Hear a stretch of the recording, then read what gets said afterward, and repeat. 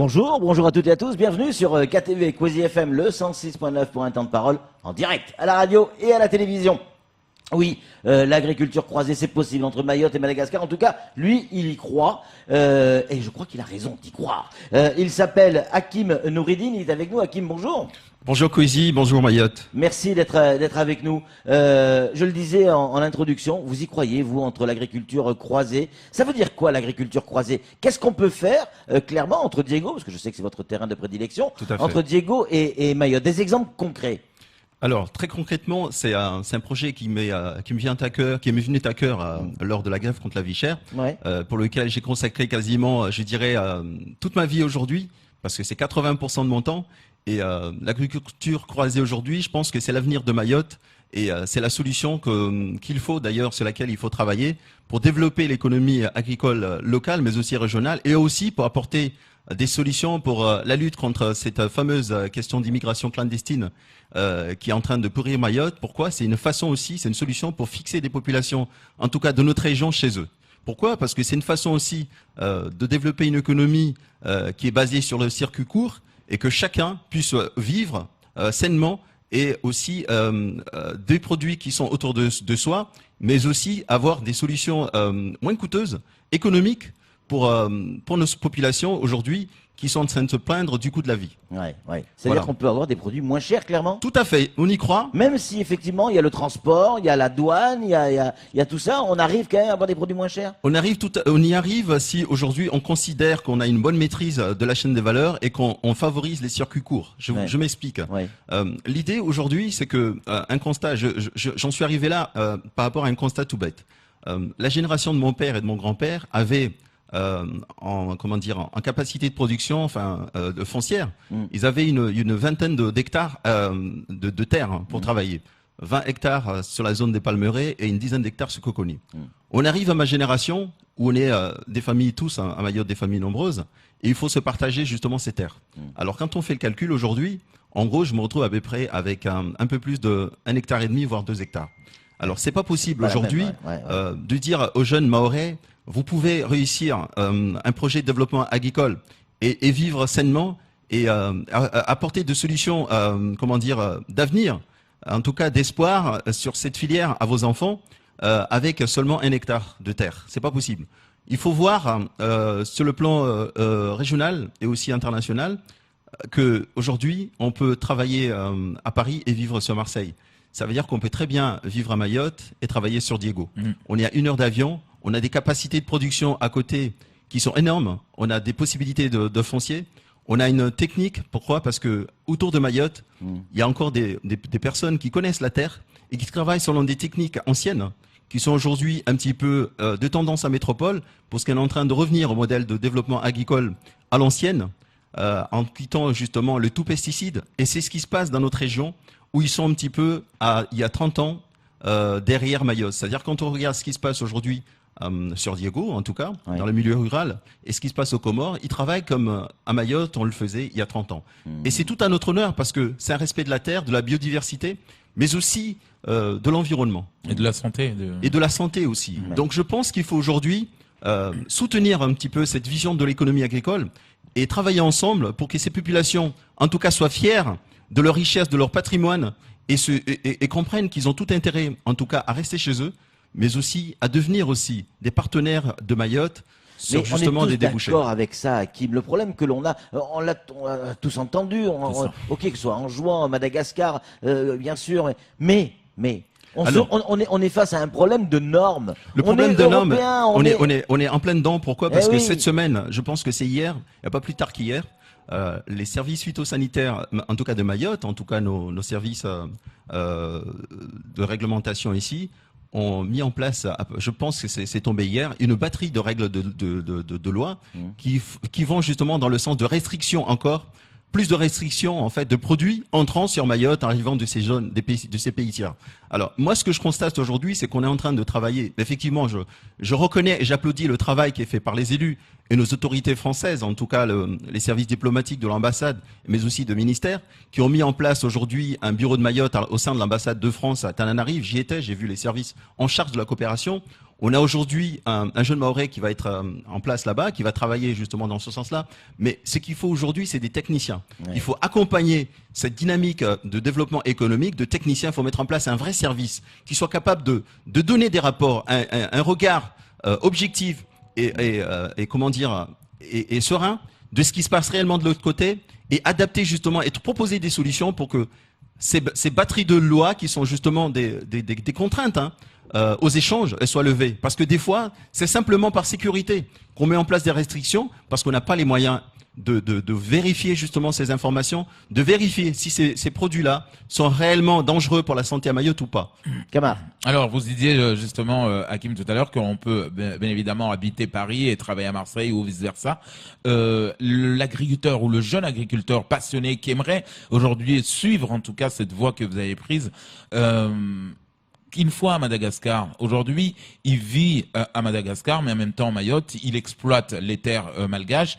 Mais parlons aujourd'hui de la main-d'œuvre. Est-ce qu'on ramène notre main-d'œuvre? Est-ce qu'on prend la main-d'œuvre sur place? Et comment la personne venue de Mayotte, avec son salaire, va le percevoir là-bas? Est-ce qu'on reste sur les salaires malgaches? Comment ça va se passer en fait? Vous comment vous voyez Alors nous, on est français, il faut pas l'oublier, on est français et européens. Ouais. On a effectivement baigné cette culture occidentale qui est quand même complètement à côté de ce qui se passe dans la région. Quand vous allez à Madagascar, vous êtes d'abord le Vasa. Vous avez beau être à Mahorais, parler la langue, certains dialectes locaux, mais vous êtes d'abord un Vasa. Ça veut dire que vous arrivez avec votre culture de Mzungu, même si vous êtes noir. Donc il faut l'accepter. C'est plutôt étranger en fait. Tout à fait. Ouais. Donc ça, c'est quelque chose, il faut l'accepter. En même temps, nous avons la facilité à Mayotte de baigner dans une culture où on connaît la culture malgache, on connaît les dialectes. Donc on a une adaptation, une capacité d'adaptation qui est énorme. Quand on va sur Madagascar, on n'est pas là pour apporter, pour changer les choses, pour changer les mœurs et comment dire, imposer une culture. C'est à nous de nous adapter. Il faut travailler avec la main-d'œuvre locale. Il faut travailler, considérer les connaissances et les techniciens locaux. Il faut les impliquer dans ces projets.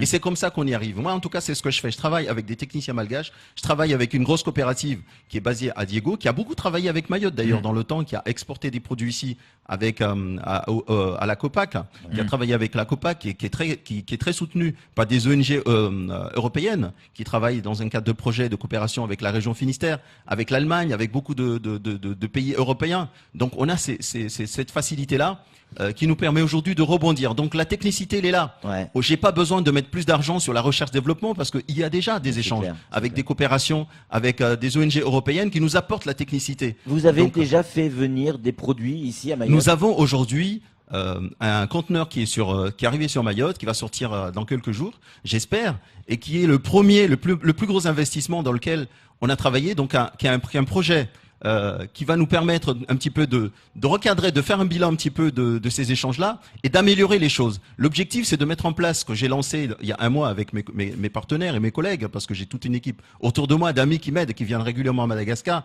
et qui m'apportent leur soutien, notamment des élus et puis des Mahorais comme moi qui aiment ce projet-là.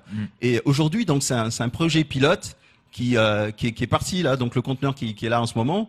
Et l'idée, c'est d'en recevoir régulièrement et d'apporter de vraies solutions au prochain Ramadan, d'arriver à 100 tonnes d'oignons l'année prochaine, d'être l'année prochaine à plus de 100. Vous avez déjà des problèmes. Déjà, il y a des problèmes de sources sûres. On sait que votre propre container que vous avez financé avec votre propre denier, clairement un problème. Au départ, il n'y a pas eu la fameuse fumigène, je crois. Ça a été, mais il y a eu vous savez, à Madagascar. Et donc votre container est bloqué?